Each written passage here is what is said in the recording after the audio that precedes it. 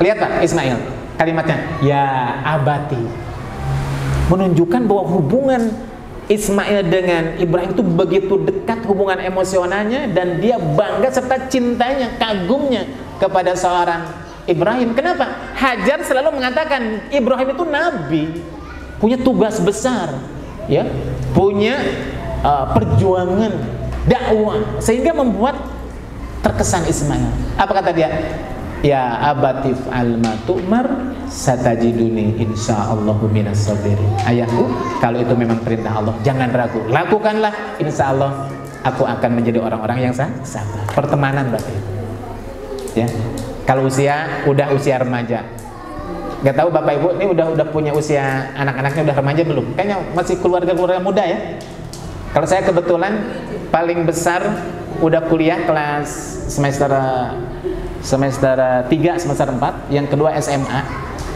Dan saya coba menerapkan pola ini Pak. Ketika usia udah remaja gini, sifatnya pertemanan. Saya jarang kemudian mendikte mereka, ajak kita diskusi bareng.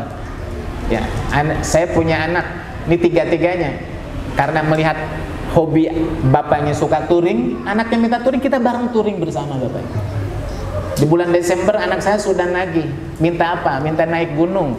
Ayo kita bersamai naik gunung, daripada naik gunung bersama orang lain, kita bersamai. Dan di saat di perjalanan itu baru nasihat-nasihat itu masuk Bapak Ibu. Kenapa? Hatinya sudah terbuka, pikirannya sudah jernih. Naik gunung, ajak bang, ayo naik gunung. Kebetulan suka naik gunung kan gitu. Seperti itu, bersamai bareng. Ketika sudah usia remaja, saya udah usia remaja, karena usia remaja itu sudah usia pertemanan. Ya, Bapak Ibu rahimakumullah, ini kurang lebih obrolan kita di siang hari ini. Ini udah habis waktunya, udah lewat ya. Oh iya, banyak memang yang harus kita diskusikan, kita sharing, kita ngobrol pengalaman bagaimana kita menghadirkan anak-anak kita, ya, agar anak-anak kita itu begitu bangga, rindu kepada kita, cinta, dekat dengan kita. Karena kalau hati anak kita itu sudah terbeli, takliful qulub itu yang lebih penting itu adalah, maka nasihat pun itu akan mudah diterima oleh anak. Tapi kalau anak sudah menutup, sudah benci sama orang tuanya, sudah gak simpati sama anaknya, seberibu nasihat berapa banyak pun tidak akan pernah. Yang perlu Bapak Ibu lakukan agar kita menjadi pahlawan bagi anak-anak kita adalah bangun kedekatan takliful qulub dengan anak-anak kita. Itu kata kuncinya Bapak Ibu. Kalau anak-anak kita kedekatan hatinya sudah menyatu dengan kita, maka anak kita akan bangga dengan kita, bahkan rindu dengan kita, bahkan mungkin akan terngiang-ngiang selalu dalam benaknya. Apalagi nanti di saat kita sudah tidak ada. Kalau yang terucap dalam kalimat mereka bahwa ayahku adalah pahlawanku yang dirindukan, karena dialah ya sosok yang paling pertama datang kepadaku di saat aku sedang terpuruk, di saat aku sedang bersedih, dialah tempat sandaranku. Maka itulah berarti kita sudah menjadi ayah yang sukses kita di mata anak-anak kita. Jangan sampai kelak di akhir hayat kita, kita di mata anak-anak kita orang-orang yang dibenci. Apalagi kemudian dianggap bahwa kita ini adalah ayah yang tidak punya tanggung jawab terhadap mereka. Ya, demikian Babarakumullah, mudah-mudahan bermanfaat. Yang benar dari Allah dan Rasulnya, yang salah dari khilafan saya pribadi. Wallahul muwaffiq ila aqwamit thoriq. Wassalamualaikum warahmatullahi wabarakatuh. Waalaikumsalam warahmatullahi wabarakatuh. Baik ayah bunda, beberapa pemaparan tadi sudah disampaikan oleh Ustaz Didik, bahwasanya kita dalam mendidik putra putri kita sudah ada contoh dari sejak zaman pertama Nabi Adam, kemudian yang paling relevan dan masih bisa dipakai sampai saat ini adalah tentunya apa yang tertuang di dalam Al-Quran, di mana di sana dicontohkan bagaimana dua keluarga, yaitu keluarga Imran dan juga keluarga Nabi Ibrahim. Tentunya kita semuanya bagaimana kita mempraktikkan pengajaran atau pendidikan yang diterapkan oleh contoh dua keluarga tersebut di kekinian, di zaman yang saat ini mungkin masih banyak pertanyaan atau mungkin masih belum jelas bagaimana menanamkan nilai-nilai akidah dan juga mengenalkan sejak dini Al-Quran kepada putra-putri kita, ananda-ananda kita yang saat ini tantangannya luar biasa, ya, yang mana mungkin ya sebagian besar dari kita mempunyai tantangan yang sama, ya, yaitu putra putri kita itu banyak belajar dari dari smartphone gitu ya, daripada belajar dari orang tuanya, gitu ya. Maka kiranya mungkin ada persoalan atau permasalahan yang ayah bunda mau disampaikan atau ditanyakan, kami buka kesempatan untuk bertanya. Ya, ini mestinya ini adalah eventnya, momennya adalah hari ayah, ya. Tapi gak apa-apa, ini bunda monggo yang mau bertanya dulu dari ayah bunda, dua-dua dulu ibu, mungkin berapa pertanyaan? Baik. Jadi siapa tadi bunda? Monggo. Ada dari ayah nanti yang mau mewakili untuk bertanya? Ayo.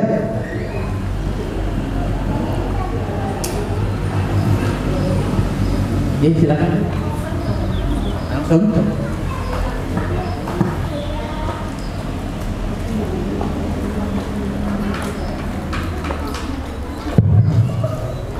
Bismillahirrahmanirrahim. Assalamualaikum warahmatullahi wabarakatuh. Waalaikumsalam warahmatullahi wabarakatuh. Terima kasih atas kesempatan yang diberikan.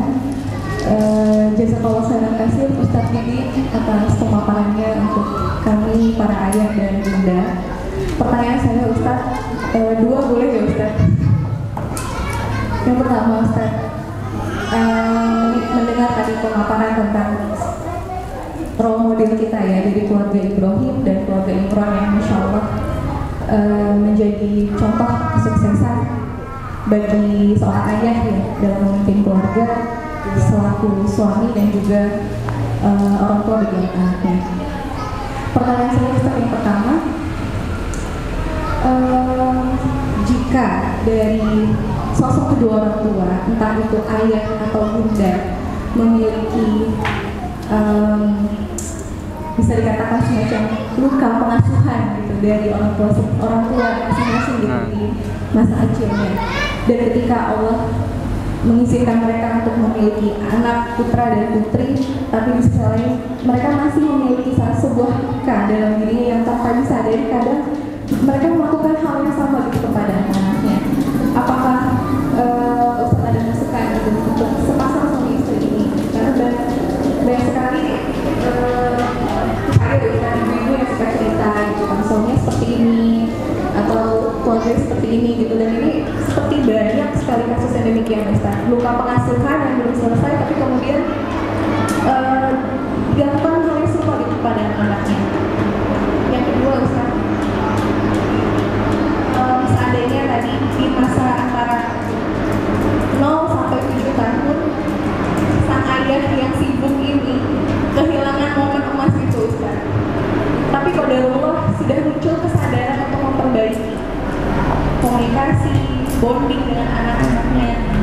Langkah pertama yang harus beliau lakukan apa Ustaz untuk menebus masa 0 sampai 7 tahun yang terlewat tadi? Demikian Ustaz. Jazakallahu khairan katsir. Wassalamualaikum warahmatullahi wabarakatuh. Waalaikumsalam warahmatullahi wabarakatuh. Bicara? Iya. Ya, tadi pertanyaan terkait dengan orang tua yang mungkin mempunyai trauma pengasuhan, yang kemudian bagaimana menerapkan kepada putra putri saat ini, dan juga untuk menebus mungkin waktu emas orang tua, terutama ayah di usia 0 sampai 7 tahun. Ada. Baik Bapak Rahmatullah, setiap kita ini punya pengalaman masing-masing Bu ya dalam berkeluarga, dan sudah barang tentu Bapak Rahmatullah tidak ada guru yang terbaik kecuali adalah apa? Belajar dari pengalaman. Modal pertama adalah kesadaran bahwa apa yang dilakukan oleh orang tua dulu kita katakanlah suatu kesalahan, dan kita tahu bahwa itu salah. Paling tidak ketika kita sudah tahu bahwa itu adalah salah, kita mengambil pelajaran dari itu agar kemudian kesalahan itu tidak terulang lagi. Justru pengalaman itulah yang paling berharga dalam hidup kita ya. Jadi ketika suatu masalah kita sudah tahu akar penyebabnya, maka itu sudah 50% dari solusi, kan gitu. Nah, itu yang pertama, bro. Yang paling penting dalam hidup kita adalah tadi kesadaran, menyadarinya, ya, bahwa yang selama ini pola yang dilakukan oleh orang tua kita salah, maka paling tidak apa pembelajarannya buat kita ke depan, maka kita jangan mengulang apa yang salah dilakukan orang tua kita buat anak-anak kita. Itu kalau kita sadar bahwa itu adalah salah. Kemudian yang kedua, terus bagaimana kita memulainya? Menebus kesalahan kalau katakanlah ada, dan saya termasuk orang yang pernah mengalaminya juga. Ketika baru tersadarkan gitu kan, kita sibuk waktu kita dengan aktivitas, tentu dengan alasan dakwah lah, dengan alasan ekonomi lah, sementara kita lupa ada sentuhan-sentuhan yang itu memang harus dilakukan, dan secara psikologis mereka butuh akan itu, belayan, kemudian apa, pelukan, dan ternyata itu adalah suatu nilai yang diajarkan oleh baginda Nabi kepada kita. Cuma kita kadang-kadang lupa gitu Bapak Ibu, ya, karena kita lupa. Maka terus apa yang harus kita lakukan? Kita dekati, kita minta maaf, kita ngobrol, maaf, selama ini ayah saya sudah begitu banyak waktu yang sudah dikorbankan demi bla bla bla bla. Mulai dari detik ini, mulai dari menit ini, izinkanlah wahai anakku untuk engkau berikan kesempatan kepada ayah untuk tidak mengulanginya lagi, dan berikanlah kesempatan untuk menebus kesalahan itu. Ayo kita sepakati bersama, kita bikin agenda bersama. Dalam 1 tahun ada agenda-agenda yang itu khusus time quality kita. Kita rihlah kemana, kalau kita tidak bertemu selama 24 jam itu. Saya termasuk sampai sekarang ini ketemu dengan anak istri, apalagi sekarang sudah di pesantren semua, pulang ke rumah paling ketemu sama istri saja kan itu kan. Tapi Bapak Ibu, selama itu juga kan sekarang sudah ada di era digital, era apa namanya internet, kita punya HP, komunikasi tetap jalan, ya. Yang kita tanyakan tentu bukan hanya sekedar masalah uang jajannya saja, gitu kan? Apa tadi tuh sentuhan-sentuhan hati itu, kalau bisa kita eksplor anak-anak kita itu supaya curhat kepada kita. Kalau ayah bunda semua punya anak yang sudah semakin sering curhat dan selalu kalau ada masalah apapun cerita, itu berarti ayah bunda sudah menjadi ayah yang sukses. Itu menunjukkan bahwa apa? Ayah bunda itu dianggap dekat dengan anak-anak kita. Sehingga semakin dekatnya, maka ayah dan bunda menjadi apa? Tempat curhat. Ya, jangan sampai anak kita lebih senang curhat kepada orang lain daripada kepada ayah kita. Ayah, jadikanlah ayah itu adalah orang yang paling pertama kalinya, lelaki yang paling dicintai oleh anak-anak perempuannya. Secara psikologis, biasanya anak perempuan itu dekatnya dengan ayah. Dia butuh sosok yang melindungi, sosok seorang laki-laki. Ada sebuah ungkapan dari putri saya, gitu kan Bapak Ibu. Dan ini dengar bukan dari saya, jadi dari temennya itu, bahwa saya kelak itu kalau seandainya menjadi seorang suami, tipe suami yang saya cari adalah suaminya tipenya seperti bapak saya. Seperti itu kan? Berarti kan ayah menjadi kebanggaan seperti itu. Itu luar biasa Bapak Ibu. Menjadi sosok teladan dan menjadi kebanggaan bagi anaknya. Sebagaimana dulu putra putri para nabi ketika memanggil ayahnya, ya abadi, wahai ayah, kebanggaanku, seperti itu. Tapi kalau kita punya anak, ya, selalu menutupi, takut kalau seandainya ayah bundanya tahu, kan itu kan, selalu curiga. Nah ini berarti hubungan kita dengan anak kita belum dekat, Bapak. Bangun komunikasi, bangun hatinya, bonding anak-anak kita. Kalaupun kita pernah melakukan kesalahan, kita akui, kita minta maaf, kita cium, kita peluk, maafkan ayah. Itu sebuah luar biasa. Ketika anak kita berani nangis di pangkuan kita, ya, minta maaf, itu adalah sebuah kesuksesan bagi kita. Itu Bu, yang saya pernah lakukan seperti itu. Minta maaf dan kita saling pelukan, yuk kita bareng-bareng bangun kebersamaan lagi. Sehingga sekarang kalau ada masalah apapun tuh dia curhat, apapun itu ya saya, gitu kan. Seperti itu. Dan akhirnya walaupun jauh nggak ketemu, kita nggak khawatir, nggak takut. Kenapa? Karena dia sudah membangun kepercayaan, sudah terus terang, dan apapun itu biasanya selalu curhat. Ada masalah, ya nyari pendapatnya, solusinya gimana. Nah itu berarti sudah hubungan kita dengan anak kita sudah dekat. Apalagi kalau seandainya punya anak pingin dibersamai, kan itu Bapak Ibu. Ini saya punya anak yang kedua SMA sekarang itu pingin dibersamai naik gunung. Pokoknya harus jadi naik gunung, antar saya kemana, ayo gitu kan itu. Malah minta langsung naik gunung ke Rinjani, padahal gunung-gunung pendek saja belum pernah gitu kan Bapak Ibu. Padahal berapa gunung, ayo kita bersamai kapan? Ayo, di situ saya akan manfaatkan untuk memasukkan nasihat-nasihat di situ. Kedekatan kita, karena mungkin saya nggak pernah ketemu bareng lama kan itu kan. Nah, dalam perjalanan seminggu bareng, dalam susah dan dukanya perjalanan, dalam safar, itulah yang akan kita gunakan untuk memberikan nasihat-nasihat itu. Seperti itu Bapak. Walau alam bisawab. Ya.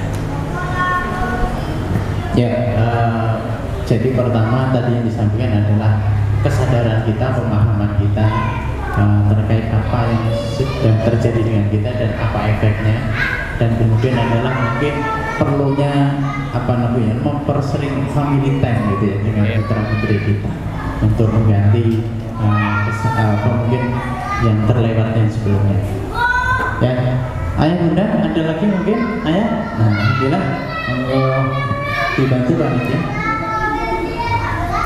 Alhamdulillah ada ayah yang aktif untuk bertanya. Ya, monggo yang lain. Bismillahirrahmanirrahim. Assalamualaikum warahmatullahi wabarakatuh. Waalaikumsalam warahmatullahi wabarakatuh. Mohon izin, Umar, ayah dari Amar, kelas K5A. Mungkin dari pembahasan tadi memang sekolah orang tua yang pada hari ini kita laksanakan banyak sekali yang ilmu yang bisa kita dapat. Berkaca dari itu mungkin kita sebagai orang tua yang memang kan anak-anak kita menjadi anak yang soleh dan solehah semua.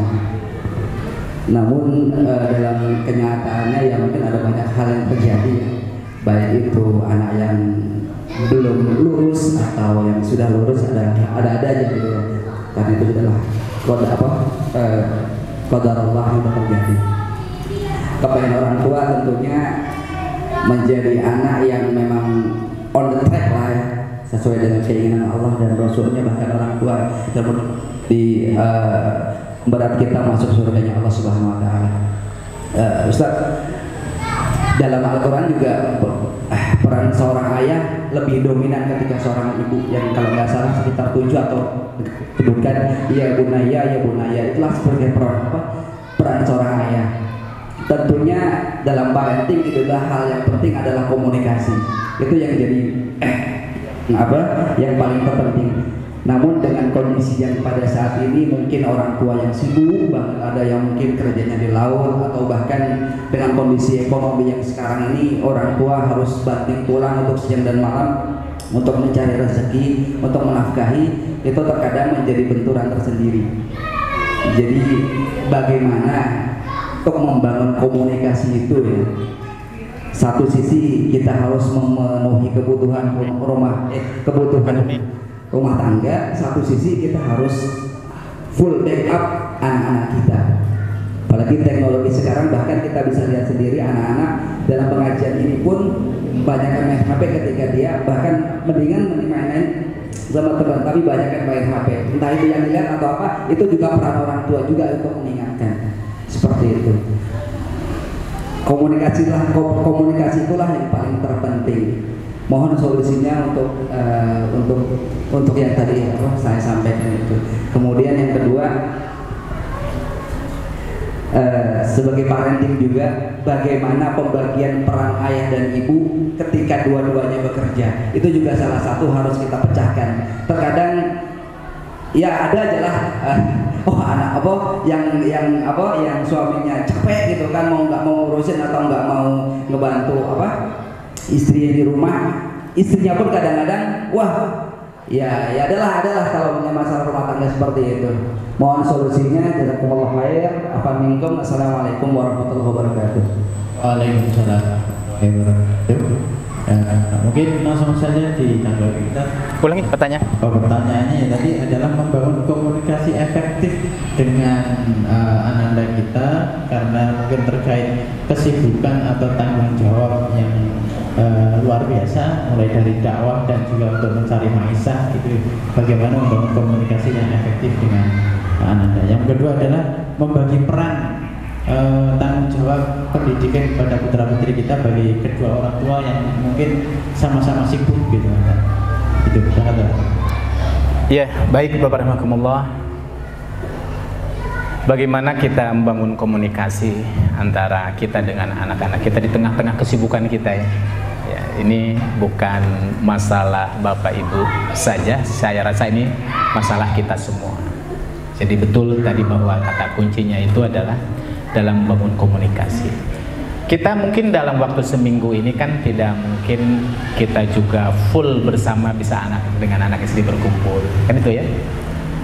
Nah, paling tidak barakallahu, yang pertama di sela-sela kesibukan kita, baik kesibukan bisnis, kesibukan ekonomi ataupun kesibukan dakwah kita, pertama kita menggunakan fasilitas alat. Kita alhamdulillah ditakdirkan hidup di era digital, di era modern yang kita bisa jadikan sebagai alat komunikasi. Paling tidak itu ya. Saya sama anak istri, kalau sama istri hampir tiap hari sehari biasa berkomunikasi berapa kali. Karena kebetulan juga saya istri di luar kota, ya saya di sini. Komunikasi itu terus harus dibangun. Yang kedua dengan anak-anak juga kita sama. Dengan anak putra yang kuliah hampir tiap hari ya ada komunikasi. Hampir tiap hari. Di mana lagi apa, agendanya apa, kan itu kan. Terus gimana kuliahnya, bla bla bla bla. Ini salah satu di antaranya itu. Ya, kita gunakan fasilitas semua itu. Video call, apa masalah yang sedang dihadapi, gimana kuliahnya. Yang penting bahwa ada komunikasi, jangan sampai terputus. Karena ada orang tua nggak tahu menau anaknya seperti apa, yang penting saya ngasih biaya SPP sudah selesai, kan itu kan. Sementara apa? Sementara permasalahan pribadinya atau apapun itu kita belum bisa mengetahuinya. Suruh mereka curhat. Ketika kita sudah punya anak, sekali lagi sudah dia curhat, mengemukakan seluruh permasalahannya, itu salah satu poin yang pertama bagi kita. Ya, seperti itu. Nah, yang kedua, kalau kita misalkan tidak bisa bertemu 1 kali 2 kali, harus ada komitmen, agenda khusus, paling tidak kalau nggak seminggu sekali, sebulan sekali ketemu langsung Bapak Ibu. Saya sama istri kebetulan anak kuliah di Jogja. Udah janjian besok Senin kita berangkat bareng, kita ketemu di sana. Hanya untuk mengontrol, hanya untuk melihat, hanya untuk makan bareng di sana, hanya untuk kemudian ya curhatan-curhatan sekaligus kita jalan-jalan kulineran di sana seperti itu diagendakan paling tidak sebulan sekali, 2 bulan sekali, sampai sekarang masih dilakukan itu Pak. Ya. Terus sekarang mau liburan akhir tahun, istri sudah cuti, saya sudah cuti tanggal sekian sampai tanggal sekian, jadi tanggal sekian kita agendakan berangkat bareng sekeluarga, kita agendakan kemana, yuk, kan itu. Karena itu kan penting semacam itu. Ya butuh biaya, kan nggak perlu harus kemana gitu ya Bu. Yang penting kan jajan bareng, berangkat bareng, tidur bareng, curhat bareng, di sana ngobrol dari hati ke hati, itu penting Bapak. Ya itu penting bagi kita semua.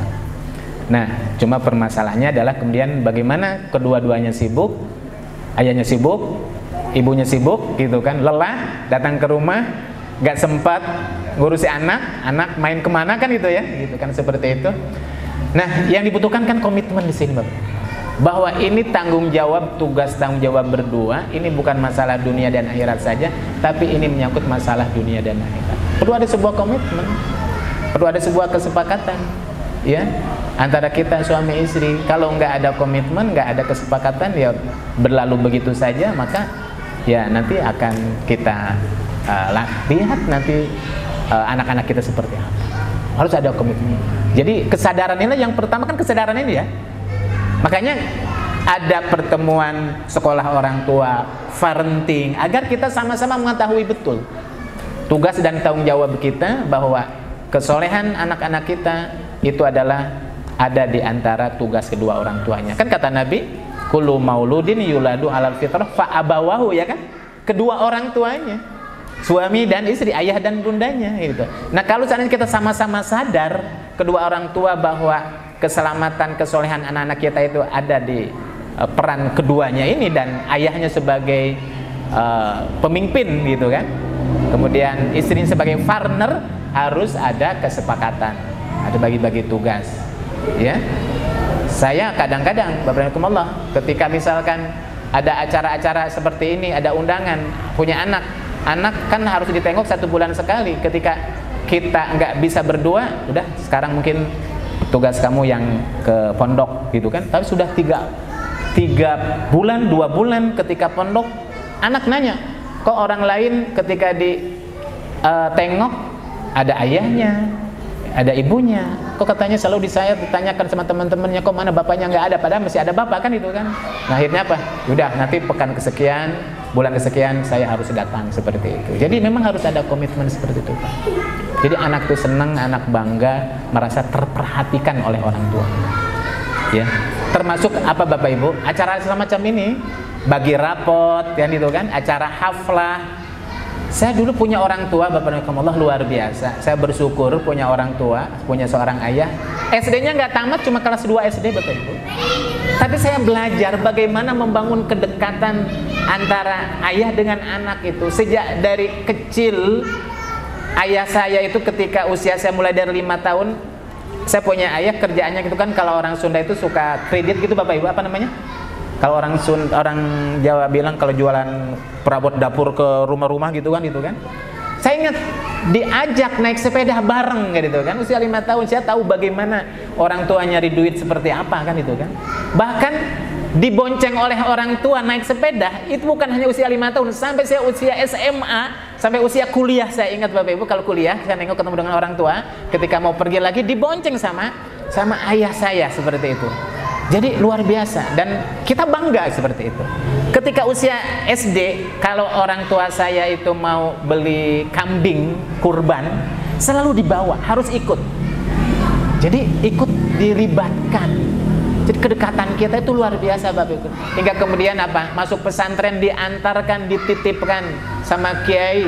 Setiap bulan ditanyakan gimana rapotnya, seperti apa. Kalau ada haflah, pasti dia itu pulang jauh-jauh hari ingin menyaksikan anaknya tampil kan itu kan. Anaknya jadi imam sholat jenazah. Saya masih ingat Bapak-Bapak. Dan selalu mengusahakan, dan apa namanya itu ya, sesibuk apapun itu dia selalu pulang khusus untuk menerima rapot anaknya seperti itu. Dan itulah yang kemudian saya terapkan sama anak-anak gitu kan, seperti itu. Karena memang ada pengaruhnya kok ya, perhatian orang tua kepada kita itu. Seperti itu, Bu, ya. Jadi sekali lagi tadi, alhamdulillah kita kalau sudah sama-sama sadar, sama-sama paham bahwa ternyata perhatian orang tua, kecintaan orang tua itu menjadi penting bagi anak kita, baru kemudian kita bikin komitmen. Tetap harus ada tanggung jawab. Nggak mesti seorang ayah itu harus 24 jam, enggak. Orang Nabi Ibrahim saja 1 tahun sekali baru ketemu. Dari bayi baru ketemu lagi sejak udah usia merangkak, Bapak Ibu Allah. Lihat, Imran punya anak, dia yatim dibesarkan oleh ibu, single parent malah Bapak Ibu kan itu kan. Sukses. Imam Syafi'i juga sama, lahir dalam keadaan yatim, yang mendidik siapa? Ibunya, Bapak Ibu. Ya, seperti itu. Ya. Tapi juga ada tanggung jawab. Bukan, kalau seandainya tidak sanggup oleh kedua orang tuanya, fasilitasi, panggil guru ngaji, kan itu ya, Bu? Tapi cukup butuh biaya juga kan gitu kan. Apa? Nabi Zakaria juga ikut terlibat dalam proses pertumbuhan dan pendidikan siapa? Maryam, seperti itu. Ya, seperti itu. Kita bisa mendelegasikan. Kalau dia nggak bisa ngaji, kita nggak bisa ngajar ngaji, panggil guru privat ya, dan yang lain. Itu masalah teknis. Yang penting apa? Satu, modal pertama kesadaran bersama bahwa tugas tanggung jawab anak itu adalah ada di pihak kedua orang tua selain guru yang kedua. Kemudian yang kedua baru bangun komitmen, kita bagi-bagi tugas. Di tengah-tengah kesibukan pastilah ada ya luang waktunya buat anak kita. Kalau kita nggak bisa bersama, kadang sama uminya, kadang sama ayahnya. Bangun komitmen. Ya kalau tidak ada komitmen kan otomatis ya akan berjalan begitu saja, nggak bakal ada selesai seperti itu. Ya. Ketemu perlu duduk berdua, bermusyawarah, merancang anak-anak kita nanti kemana. Kan harus ada sharing seperti itu ya. Sekolahnya ditempatkan di mana, nanti kalau SMP-nya di mana. Nah harus bikin kesepakatan dan visinya harus sama. Disinilah pentingnya ada sekolah orang tua, parenting, agar visinya sama, dibangun chemistry semacam itu. Ya, yang repot suaminya ke sini, istrinya ke sini kan itu kan. Nah akan susah seperti itu. Ya. Makanya sekolah orang tua itu kalau bisa dua-duanya hadir, ya, biar ada sama. Walau alam bisa waktu itu. Ya, demikian deh ayah bunda, sebagaimana tadi bahwasanya putra putri kita itu adalah investasi kita yang paling besar, investasi kita dunia dan akhirat.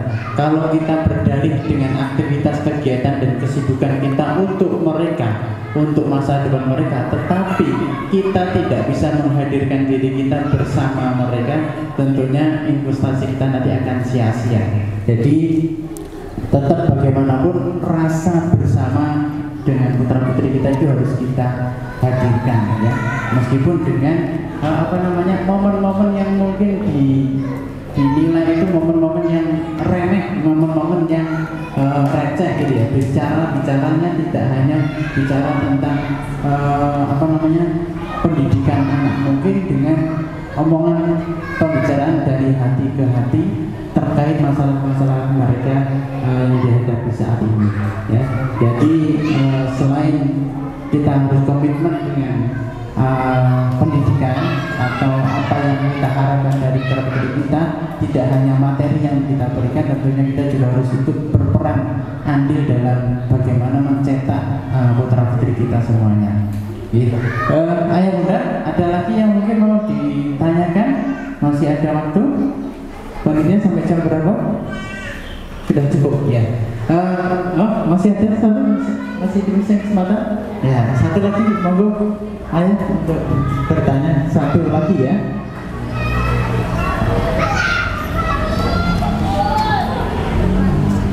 Assalamualaikum warahmatullahi wabarakatuh.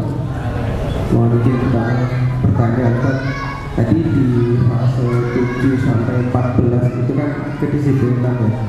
Nah kalau di fase kedisiplinan itu apakah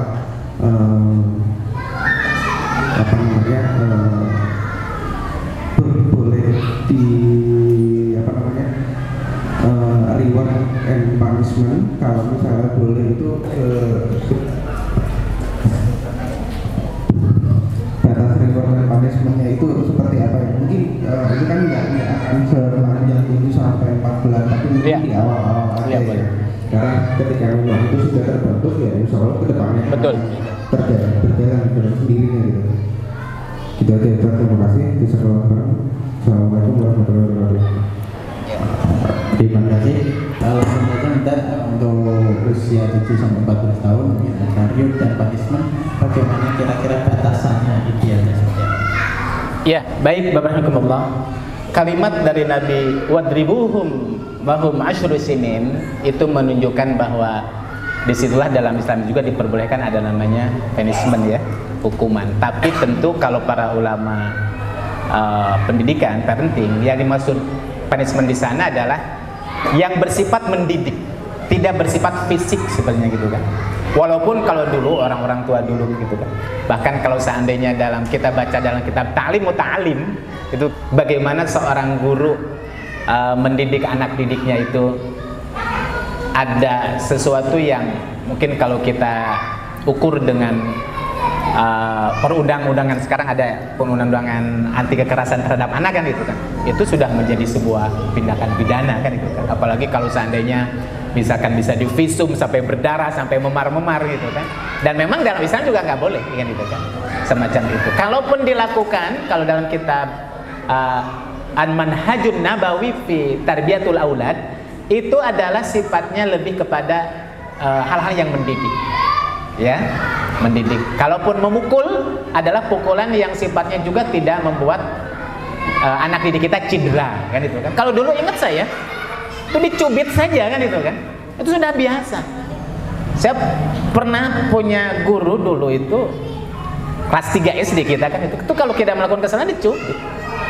Dan orang tua kita kalau dilakukan oleh guru kita seperti itu kan biasa-biasa saja ya, berbeda dengan orang tua kita sekarang kan itu kan. Apalagi kalau anaknya ngadu udah bisa dipolisikan kan itu kan itu. Apalagi sekarang ada namanya peraturan arti kekerasan. Jadi ukurannya seperti itu Pak. Jadi adalah satu, kalaupun itu dilakukan tidak sampai mengenai anggota tubuh yang sangat rentan dan itu menyebabkan kematian katakan itu kan. Itu diperbolehkan. Ukurannya seperti itu. Tapi lebih dominan kepada sifatnya itu adalah yang mendidik sifatnya itu. Kalau kita ta'lim itu bahwa diperbolehkan guru itu di depannya itu memperlihatkan apa, cemeti kan gitu kan. Itu kan angker kan itu kan. Tuh, makanya dulu guru-guru ngaji kita, saya ingat bukunya guru ngaji itu apa, ketika ngajar itu di sampingnya itu apa, alat pemukul kan gitu kan. Dulu orang-orang tua dulu kita seperti itu ya. Itu juga tentu tidak bagus. Kenapa? Karena kalau anak sudah benci duluan, sudah takut duluan, maka ilmu juga tidak akan pernah masuk seperti itu ya. Tapi kedisiplinan harus ada. Rewards, ya reward jelas itu bermanfaat. Jangankan kita mendidik anak, Allah saja mendidik kita agar kita termotivasi untuk berbuat kebaikan. Itu kan diiming-imingi dengan reward ya kan. Al-Quran ya, sholatul jamaati abdullu min sholatil fadh, itu kan reward, diiming-imingi. Dan tidak ada salahnya barakallah dalam proses motivasi buat anak-anak. Jangan pula kita sebagai orang tua juga jangan seperti ATM juga betul. ATM itu apa? Semua yang diinginkan oleh anak itu apa? Dikasih, itu juga nggak bagus. Kalaupun kita ngasih sebagai bentuk rasa cinta kita, kan Nabi juga selalu memberikan hadiah kepada para sahabat anak-anak. Itu kita kasih apa? Kasih tantangan dulu, ya, kasih hadiah. Kamu bulan Ramadan ya, kalau seandainya nanti tamat puasa, nanti ayah akan kasih hadiah apa? Nah itu. Kalau baca Quran nanti semester ini tamat, apa hadiahnya? Sepatu. Nah, itu diperbolehkan sebagai bentuk bagian daripada motivasi. Ya. Hukuman kita awal sepakati dari awal. Tapi kalau seandainya kamu melakukan kesalahan, maaf, nih untuk hari ini uang jajan misalkan cuma separohnya, misalkan gitu kan. Itu juga menjadi punishment yang sifatnya mendidik. Seperti itu Bapak. Kalau anak minta, jangan kemudian kita langsung kasih. Kita kasih tantangan. Saya akan kasih cuma kalau seandainya kamu berhasil menghatamkan Al-Quran, menghafalkan Al-Quran sekian, saya akan kasih hadiah itu. Biar anak merasa bahwa tidak begitu mudah loh untuk mendapatkan sesuatu. Ya. Dulu orang tua kita mengajarkan kepada kita di tengah-tengah keterbatasan, susah payah. Ya, saya termasuk orang yang ketika dulu masa kecil itu hidup di dalam semua keterbatasan kan itu kan. Berbeda ketika kemudian kita punya anak yang selalu minta, kemudian kadang-kadang kita kasih karena kita ada. Nah kita juga jangan seperti itu juga. Kita kasih tantangan, ya, kasih challenge, ya. Saya akan kasih cuma kalau begini. Kalau enggak, saya enggak gitu. Seperti itu. Hukuman boleh silahkan selama tidak menciderai atau melukai secara fisik. Seperti itu. Walaupun kalimatnya fadribuhum, pukulan. Nah, pukulan di situ berarti kan pukul bentuk cubitan, bentuk pukulan juga yang dipukul jangan kepala, jangan wajah, ya, tapi posisi-posisi yang itu tidak membahayakan. Dan pukulan juga bagi anak gak perlu keras, kan gitu kan, seperti itu. Karena ketika seorang sudah mendapatkan pukulan saja, berarti bagi mereka, bagi anak kita itu adalah sebuah sanksi seperti itu. Itu Pak, walau alam bismillah.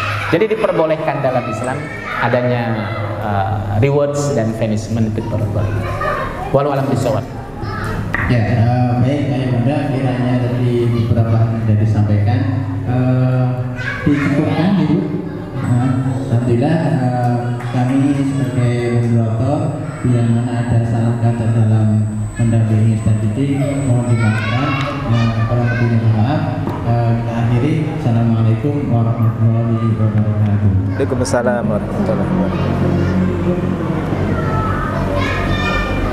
Dan mungkin kepada Ustaz Didik dan Ibu untuk tinggal tempat karena akan dilanjutkan dan foto bersama dengan peserta. Mohon kepada Bapak Ibu hadirin agar menempatkan diri di depan untuk melaksanakan foto tersebut. Monggo ayah bunda untuk kita ambil sesi foto bersama dulu. Di mana? Berdiri.